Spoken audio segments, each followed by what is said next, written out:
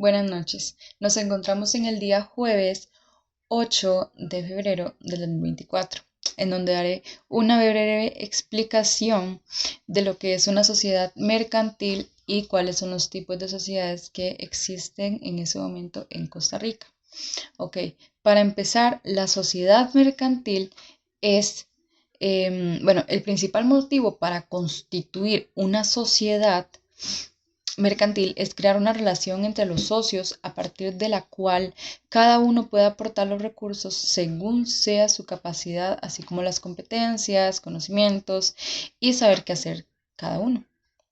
La sociedad mercantil puede estar formada por una sola persona. En el caso de las sociedades mercantiles unipersonales o por varias personas o socios.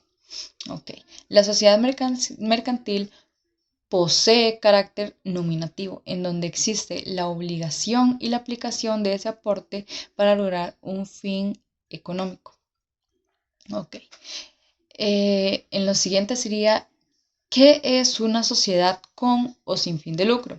Ok, en este momento yo les voy a hablar qué es una sociedad sin fin de lucro, en donde, como sabemos, esta es una entidad jurídica formada por tres o más personas cuyo objetivo es, no es obtener beneficios económicos por sí mismos. En lugar de ello, lo que hacen es buscar cumplir una finalidad social, cultural, eh, política, artística, humanitaria, entre muchas otras, incluso hasta altruista.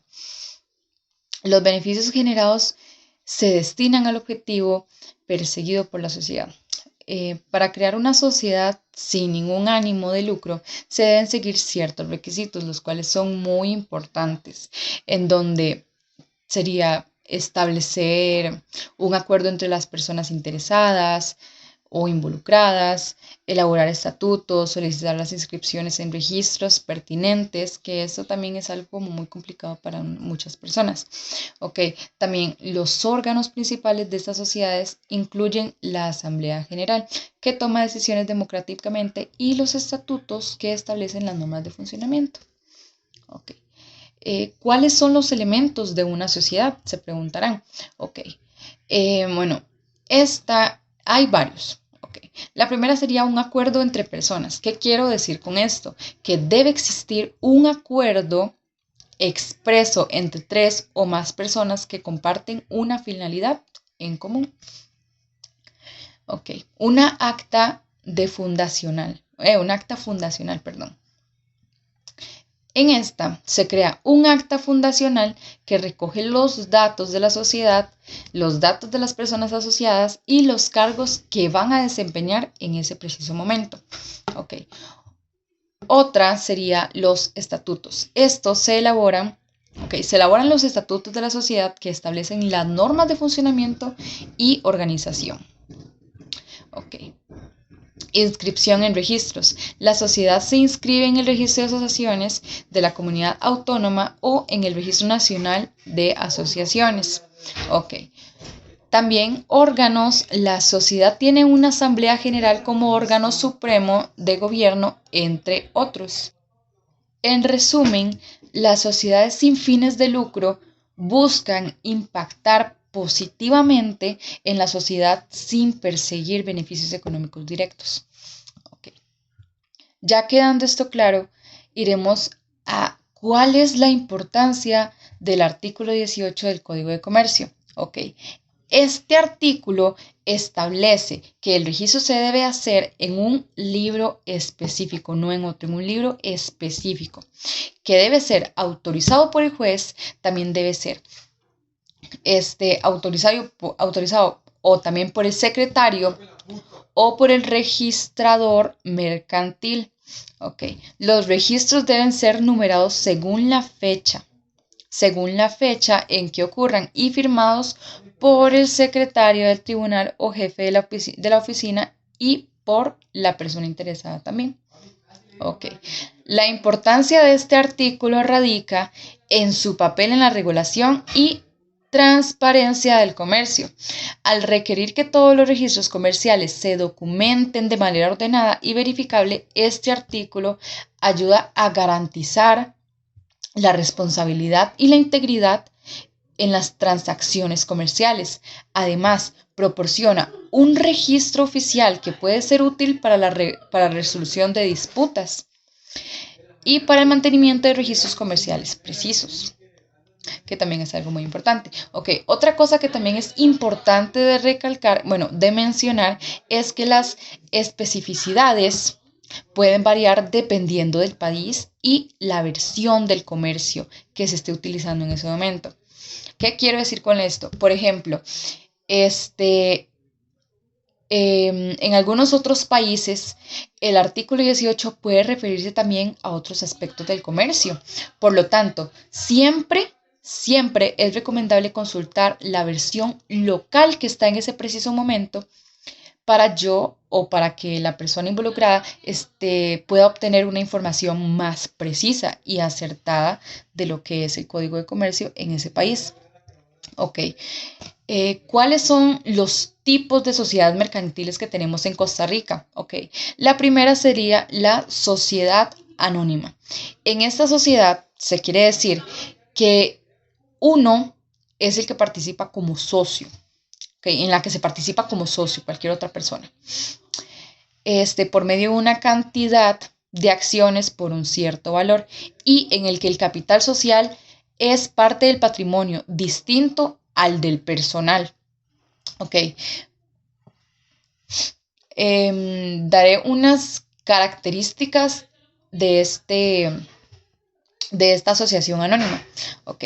La primera sería, puede estar compuesta por 2 o más socios que poseen acciones. Ok. El capital social se divide en acciones que pueden cotizar en la bolsa o no. Ok. La responsabilidad de los socios, se limita al pago de sus acciones. Ok. Otra de las sociedades sería la sociedad de responsabilidad limitada. En esta se requieren al menos o mínimo 2 personas para su constitución, a las que se les denomina cuotitas. Todos los cuotistas se convierten en gerentes así. No necesitan, sin necesidad de una junta directiva. Ok. Las características de esta serían que el capital social se encuentra dividido en cuotas de valor igual. Las cuotas del capital en ningún caso pueden representarse por acciones o títulos, valores, ¿ok? Y también esta es una sociedad capitalista que tiene un carácter mercantil, ¿ok? Otra de las sociedades sería sociedad en nombre colectivo. En este tipo de sociedad, todos los socios responden de manera ilimitada y solidaria por las obligaciones sociales. La característica de esta es que no existe un mínimo de capital social, pero los socios aportan bienes o servicios a la sociedad. Ok. La administración puede ser ejercida por uno o varios administradores, que pueden ser socios o terceros. Okay. Los socios responden solidaria e ilimitadamente por las obligaciones sociales con su patrimonio personal. Okay. Otra de las sociedades que existen aquí en este país sería la sociedad en comandita simple. Esta sociedad se caracteriza por tener 2 tipos de socios: los comanditados, que responden de manera ilimitada y solidaria por las obligaciones sociales, y también por los comanditarios, que no tienen responsabilidad más allá de sus aportaciones. Solamente eso. Las características de esta sería que son económicas y sencillas de crear. Eso es como un pro. Y el capital social se divide en cuotas partes, no en acciones, nunca en acciones. Ok, la administración de la sociedad estará a cargo de uno o varios administradores que estén en ese momento, quienes podrán ser socios o también personas más allá de eso, como decir, personas extrañas o ajenas a eso. Ok, en ese momento les daré dos conclusiones o por lo menos dos ideas que me está dejando esta actividad de manera positiva, digamos. Por ejemplo, cada tipo de sociedad tiene sus propias características, eso lo tenemos claro, y también de sus beneficios, por lo que es importantísimo considerar cuál es la más adecuada para cada caso específico que yo esté necesitando o que las personas estén necesitando.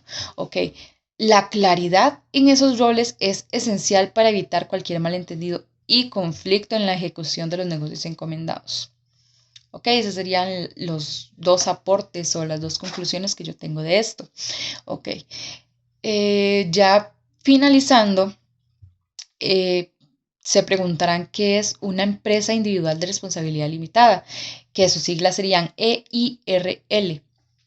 Ok, como lo sabemos, esta sería una persona jurídica con patrimonio propio distinto al de su titular, razón por la cual el empresario individual no responde, salvo excepcionalmente de las deudas que la EIRL haya contraído en el momento, obligándose únicamente a enterar el capital comprometido en la escritura de constitución.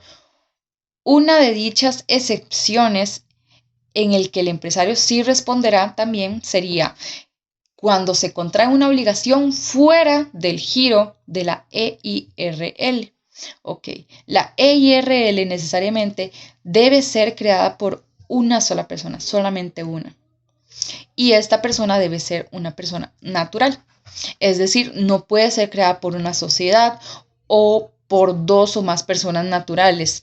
En este hecho radica la principal innovación de la EIRL frente a los tipos de sociedades tradicionales que existen, en donde, como ya dijimos, se requeriría de al menos dos socios como tales. Ok,